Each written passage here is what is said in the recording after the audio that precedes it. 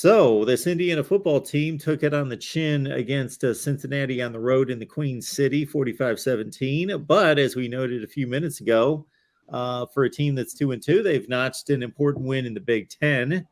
That was a game they stole in the fourth quarter from Illinois. So what's your assessment of the Hoosiers based on what you expected after 4 weeks versus what you've seen? I haven't seen improvement. It's been a team that has not really moved forward.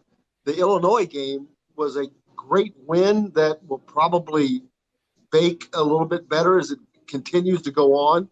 But unfortunately, they are lacking in areas that we knew they were going to be lacking in as far as the offensive line. They can't run the ball, which you can't protect the quarterback. But worse than that, they've had problems in the secondary, which is probably their best unit on the team.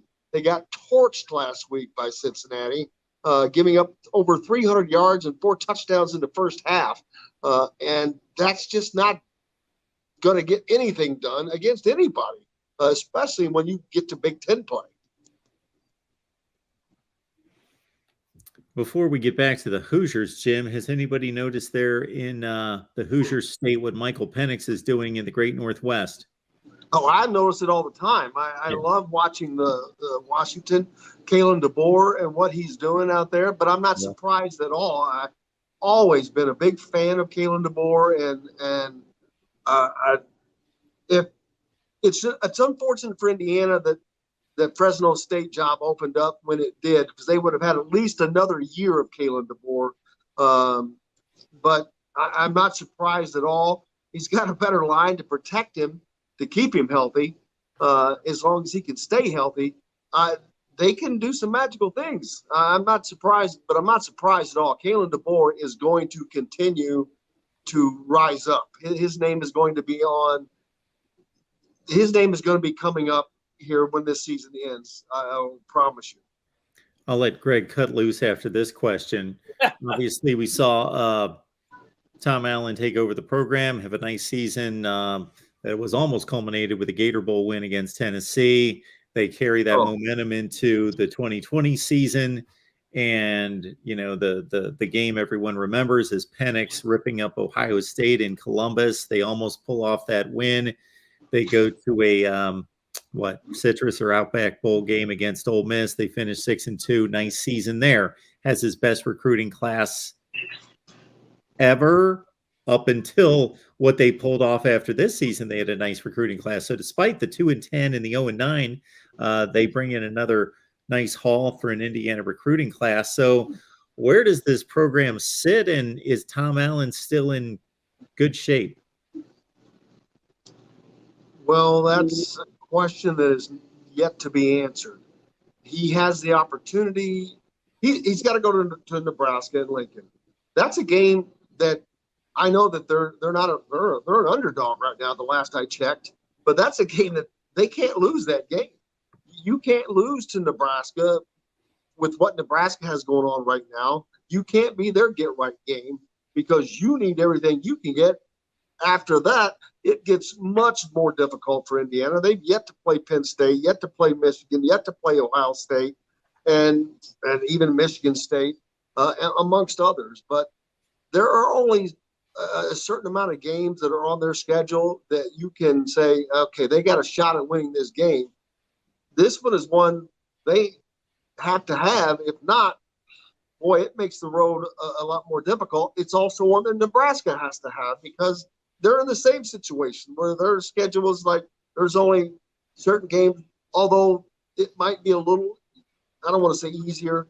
The West is not as strong, but the West is going to be the wild, wild West for certain, other than Minnesota, man. I don't know who in the world is going to come out of that tumbler, but none of us do. I mean, Nebraska could just turn into who knows what's going to happen. We've seen things happen when coaching changes, when people rise up and whatever. But Indiana cannot lose this game for their season, or they are in peril. Then, the season's going to have to play out for those questions to come up for Tom Allen. But You're up, Greg, if you've got anything. Well, to me, the two teams are so similar right now with the struggles that are going on that both teams are struggling on the offensive line. Both teams are struggling in the secondary. Defenses just can't stop anybody. You got your quarterback, Connor. He's got the most dropbacks in college football. Yeah, most pass attempts in college football. Yeah, that tells you how bad the running game is for Indiana. Yeah, that's not a good sign. Exactly, that's not a good sign at all.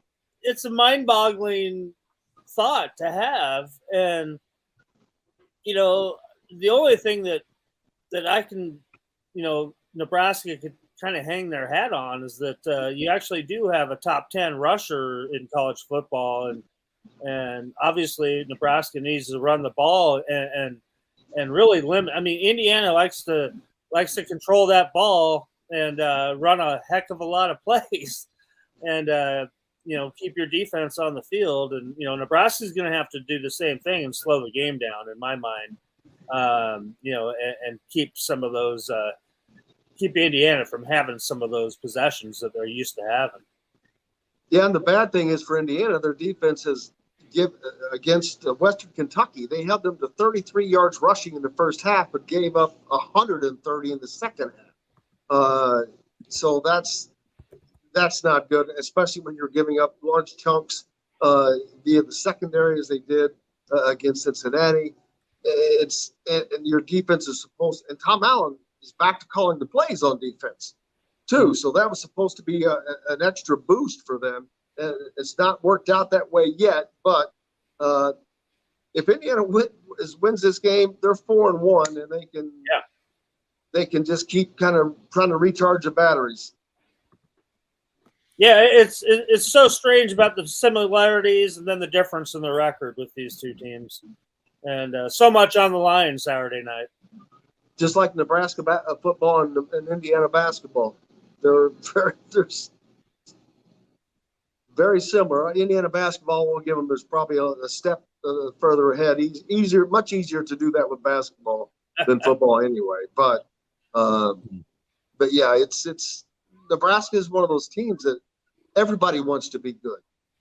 Everybody wants to see Nebraska playing Ohio State or whomever these big names are. Nebraska is one of those programs that should be good. And I know that there were like 1,000 seats left this week for this game, and I'm sure that someone will take care of that. But they've had 385 straight sellouts. Lincoln's a great town. It's a great football play. It's just a great college town. It's a great football environment. If you haven't been to Memorial Stadium in Lincoln, it's awesome. It's like going to Iowa. There are certain places that are just great environments. Lincoln's one of those. Yep, and when Nebraska's good, it makes college football better. That's obvious. Just like when Indiana's good, it makes college basketball better. Funny that you mentioned that you guys probably had first practice of the day too, just like Nebraska did today for basketball. I don't think so. It depends on when the games are, when their first game is. Okay. So yeah, we opened up practice today. So is that? Yeah. It's trust me. Every day on the show, people reminded me they always put up so and so days until the first game or whatever. That's and that's the thing here. Indiana could be 5 or 4-0 right now. I would still be getting that stuff on the show. Indiana basketball is so many days away. Same with Nebraska football. We know what pays the bills. Yeah, we know what pays the bills.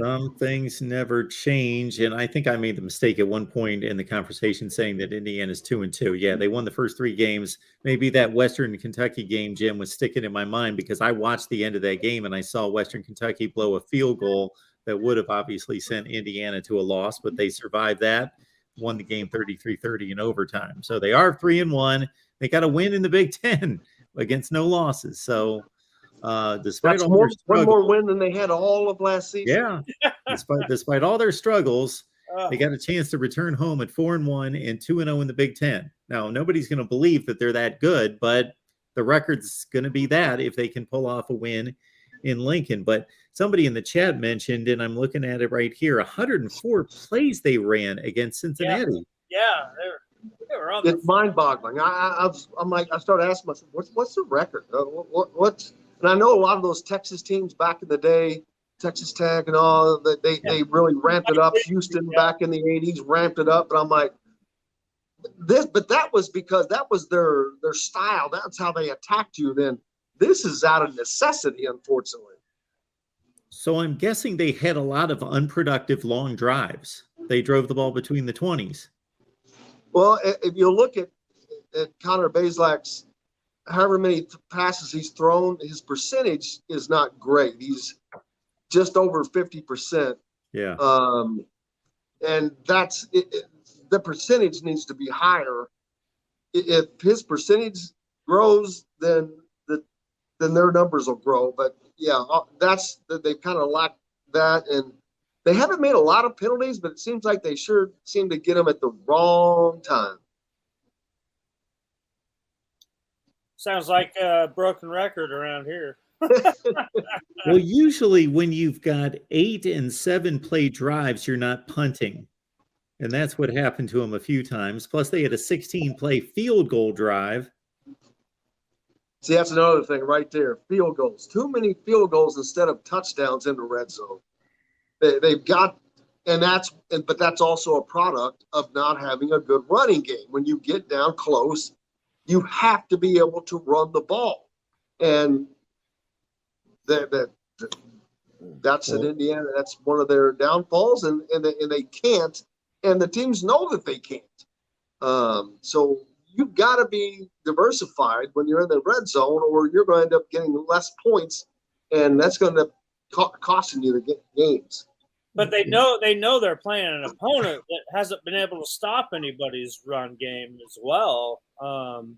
So yeah, if you don't try to take advantage of that against Nebraska, then I don't know what Tom Allen's thinking about.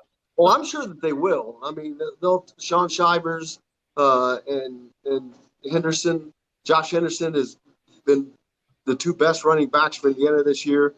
If they can find seams, if they can find some holes. Oh, there's plenty of those. Well, we'll see about that. Trust me. We'll see who makes who better. From my vantage points on Saturdays, trust me, there's plenty of holes to run through. Yeah, there's been very, very few of those for the Indiana running backs.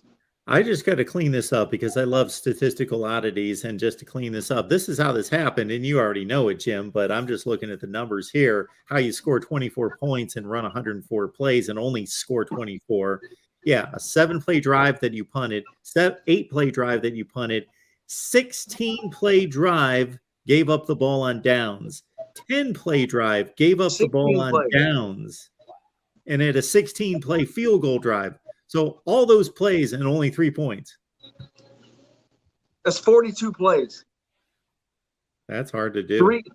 That's 3 series, 42 plays, and 3 points.